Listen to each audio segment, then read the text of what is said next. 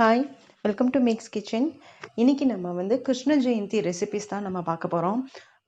அடுத்த வாரம் செவ்வாய்க்கிழமை, அதாவது ஆகஸ்ட் 11 கிருஷ்ண ஜெயந்தி இல்லையா? அதுக்கு வந்து என்னென்ன பலகாரங்கள்லாம் வந்து நம்ம நைவேத்தியமாக படைக்கிறது, அதை பற்றி தான் நம்ம பார்க்க போகிறோம். இன்றைக்கி நம்ம அந்த வரிசையில் பார்க்க போகிறது ஃபஸ்ட்டுன்னு பார்த்தா அவல் புட்டு. அவலில் வந்து நம்ம பாயசம் பண்ண நிறைய பேர் பண்ணுவாங்க, பாயசம் பண்ணுவாங்க. பட் என்னோட பர்சனல் இதுபடி பார்த்தா எனக்கு பாயசம் பண்ணுறதை விட புட்டு பண்ணுறது வந்து ரொம்ப ஈஸி, ரொம்ப நல்லாவும் இருக்கும். மோரோவர் 2-3 டேஸ் நீங்கள் வச்சும் சாப்பிட்லாம். அந்த மாதிரி ஒரு ரெசிபி தான் இன்றைக்கி நம்ம பார்க்க போகிறோம்.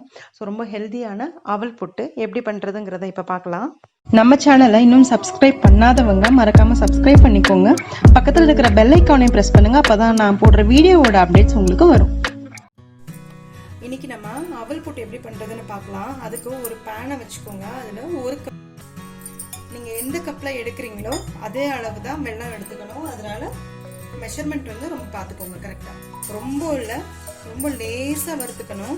நீங்கள் வெள்ளை அவலுக்கு பதிலாக நீங்கள் சிவப்பவல் கூட யூஸ் பண்ணலாம், அது இன்னும் நல்லாயிருக்கும். 2 நிமிஷம் நம்ம அவலை நல்லா வந்து ஃப்ரை பண்ணியாச்சு. இதை ஆஃப் பண்ணிவிட்டு நம்ம வந்து இதை மிக்ஸி ஜாருக்கு மாற்றிக்கலாம். பாருங்க, நான் மிக்ஸியில் அரைச்சிட்டு வந்துட்டேன். உங்களுக்கு பார்த்தா தெரியும், இது வந்து ரவை மாதிரி இருக்கும். பாருங்க, ரவையோட பக்குவத்துக்கு இருக்கும். ஸோ இதை வந்து நம்ம ஒரு பாத்திரத்தில் மாற்றிடலாம். அப்புறம் என்ன பண்ணணும்னா, நம்ம எந்த கப்பில் வந்து அவல் எடுத்துக்கிட்டோமோ அதே அளவுக்கு தண்ணி வச்சுக்கணும். இருக்கு இல்லையா, இதில் இந்த தண்ணி ஊற்றிடலாம். நீங்கள் பயப்படாமல் ஊற்றலாம். ஒரு கப்பு அவலுக்கு 1 கப்பு தண்ணி, எந்த அவலாக எடுத்துக்கிட்டாலும் ஓகே. ஸோ குழையாது, இதில் வந்து நல்லா வெந்துடும். அந்த அவல் நல்லா ஊறி இருக்கும். ஸோ நம்ம வந்து புட்டு பண்ணும்போது நல்லா சாஃப்டாக வரும். நம்ம இன்றைக்கி வந்து புட்டு வந்து சுகரில் பண்ண போகிறதில்ல, சர்க்கரையில் பண்ண போகிறதில்ல, நம்ம வந்து வெல்லமில் பண்ண போகிறோம். வெள்ளை பாகு எடுத்து பண்ண போகிறோம். ஸோ கிருஷ்ண ஜெயந்தி ஸ்பெஷல் புட்டு இது. நான் வந்து வருஷம் இந்த புட்டு வந்து பண்ணுவேன். அவல் பாயசம் பண்ணுறதை விட இந்த மாதிரி புட்டு பண்ணும்போது உங்களுக்கு 2-3 டேஸ் வந்து இந்த புட்டு வந்து நல்லாவே இருக்கும். நீங்கள் வச்சு சாப்பிட்லாம். ஸோ முக்கால்வாசி ஃபங்க்ஷன்ஸ்க்கு வந்து நம்ம நிறைய வந்து பலகாரம் பண்ணுவோம் இல்லையா, ஒரே நாள் எல்லாத்தையும் சாப்பிட முடியாது. ஸோ இந்த அவல் புட்டு வந்து நான் எக்ஸ்ட்ரா பண்ணி வச்சுப்பேன். ஸோ நெக்ஸ்ட் டே அதுக்கு அடுத்த நல்லா வந்து நல்லாவே இருக்கும் இது வச்சு சாப்பிட்றதுக்கு. இப்போ வந்து இதை வந்து ஒரு தட்டில் மூடி போட்டு வச்சிடலாம். நம்ம இது இருக்கட்டும். அடுத்து ஒரு பேனில் 1 கப் அவல் எடுத்தோம் இல்லையா, அதே கப்பில் 3/4 அளவுக்கு நான் வெல்லம் எடுத்திருக்கேன். அதுக்கு ஒரு 2 டேபிள் ஸ்பூன் தண்ணி ஊற்றிருக்கேன், ஜஸ்ட் இந்த வெல்லம் கரையிறதுக்கு. வெல்லம் நல்லா கரைஞ்சதுக்கு அப்புறமா நீங்கள் வடிகட்டணும்னா ஒரு டீ வடிகட்டியில் வந்து நீங்கள் வடிகட்டிக்கோங்க. நான் வந்து வடிகட்ட போகிறது கிடையாது, ஏன்னா இது ஆல்ரெடி சுத்தமான வெல்லம் தான், ஆர்கானிக் வெல்லம் தான். இதில் தூசி அந்த மாதிரிலாம் எதுவும் இல்லை, அதனால் நான் வடிகட்ட போகிறதில்ல. நீங்கள் இந்த வெல்லம்லாம் கம்ப்ளீட்டாக கரைஞ்சதுக்கு அப்புறமா ஆஃப் பண்ணிவிட்டு ஒரு 2 நிமிஷம் விட்டுருங்க. ஏன்னா மண் அந்த தூசி எது இருந்தாலும் அது கீழே அப்படியே செட்டில் ஆகிடும். ஸோ உங்களுக்கு வடிகட்டுறதுக்கு ரொம்ப ஈஸியாக இருக்கும். ஸோ இதை நல்லா வடிகட்டிட்டு அகைன் நம்ம மறுபடியும் பாகு காய்ச்ச ஆரம்பிக்கணும். அந்த ப்ராசஸ் நீங்கள் போகிறதா இருந்தால், பட் நான் எனக்கு அந்த ப்ராசஸ் போகிறதில்ல. நான் இப்படியே தான் வந்து பாகு காய்ச்ச போகிறேன். அந்த பாகு எப்படி வரணும்னா, சேம் அதிரசத்துக்கு நம்ம எப்படி வந்து பதம் எடுப்போம், ஒரு தண்ணியில் வந்து டிப் பண்ணி நம்ம இந்த பாகை வந்து நம்ம போடும்போது பார்த்தா அது கல் மாதிரி வரணும், முத்து பதம்னு சொல்லுவாங்க. அது வந்து கீழே போய் அழகாக ஸ்டிக் ஆகணும், உருட்டை வரணும். அதுதான் இதோட பதம். பதம் செக் பண்ணிடலாம் எப்படி இருக்குன்னு பார்த்தா. ஸோ இதை விடுங்க, விட்டுட்டு இது மாதிரி 1:2 வரணும். பாருங்க, 1:2 வந்தாச்சு. இப்போ இதை எடுக்கணும். பாருங்க, நல்லா வரும். இந்த டைமில் நம்ம ரெடி பண்ணி வச்சுருந்த அவல் இருக்கு இல்லையா, இங்கே பாருங்க, நம்ம 1க்கு 1 போட்டோம். 1 கப்பு அவலுக்கு 1 கப்பு தண்ணி ஹாட் வாட்டர் விட்டோம் இல்லையா, இதை நல்லா கையில் உதுத்துக்கோங்க. இப்போது அவல் உதுத்துட்டாச்சு, அவலை போட்டுருங்க. கிருஷ்ண ஜெயந்திக்கு அவல் வந்து ரொம்ப முக்கியம். நீங்கள் எந்த பக்ஷணம் பண்ணுறீங்களோ இல்லையோ, பட் கண்டிப்பாக வந்து அவல் பண்ணுங்க. இது நல்லா மிக்ஸ் பண்ணிப்போம். இன்னும் ஆறுனதுக்கு அப்புறமா இன்னும் இந்த அவல் வந்து ஏன்னா வெல்லம் போட்டிருக்கோம் இல்லையா, இன்னும் உதிரி ஆகும். இதை ஈவனாக கலந்துக்கோங்க. நான் எல்லாத்தையுமே மொத்தமாக நல்லா கிளறிட்டேன். பாருங்கள், நல்லா சேர்ந்து வந்துடுச்சு. இது ஆற ஆற இன்னும் உதிரி ஆகும். இப்போ நம்ம இதை இறக்கி வச்சுட்டு நம்ம வந்து நெய்யில் வந்து முந்திரி பருப்பும் தேங்காவும் தாளித்து இதில் கொட்டிடலாம். இப்போது ஒரு கடாய் வச்சாச்சு, அதில் நெய் போட்டுக்கலாம். நெய் வந்து ரொம்ப தேவையில்லை, ஒரு 2.5 ஸ்பூன் இருந்தால் போதும். இந்த ஸ்பூனில்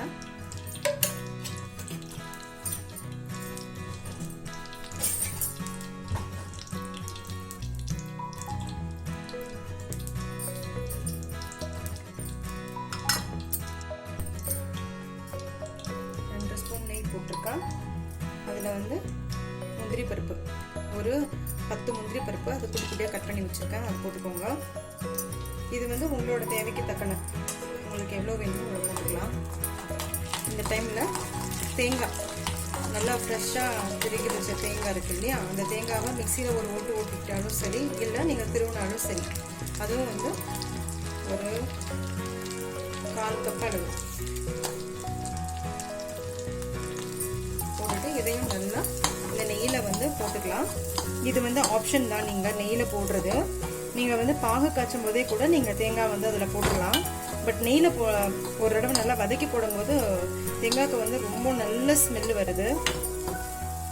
அதனால் நீங்கள் 2 மெத்தட்லையும் பண்ணலாம். அதே மாதிரி வெல்லம் வந்து 3/4 கப்பு வெல்லம் தான் போடணும்னு அவசியம் இல்லை.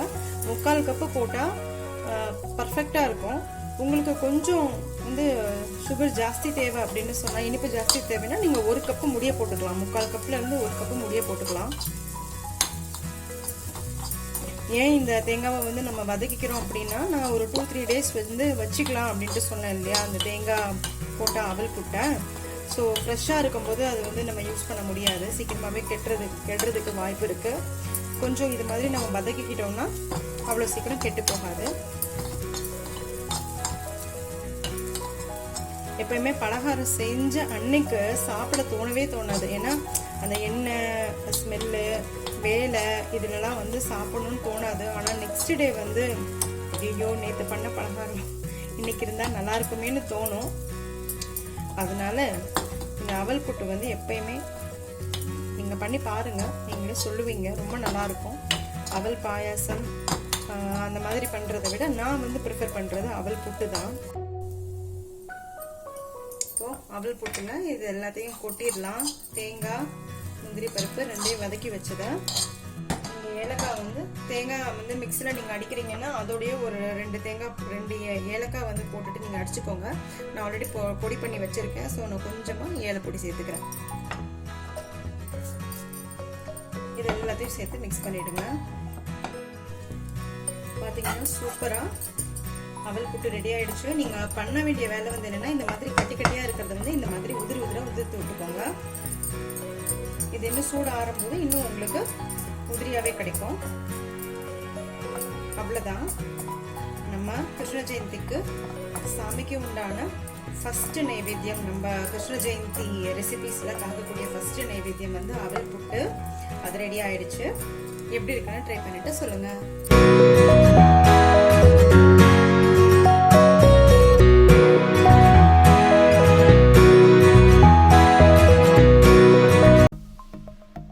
சப்ஸ்கிரைப் பண்ணுங்கள், மறக்காமல் பெல் ஐக்கானை ப்ரெஸ் பண்ணுங்கள். அப்போ தான் நான் போடுற வீடியோஸோட அப்டேட்ஸ் உங்களுக்கு வரும். லைக் பண்ணுங்கள், கமெண்ட் பண்ணுங்கள், ஃப்ரெண்ட்ஸோடு ஷேர் பண்ணுங்கள். தேங்க்யூ.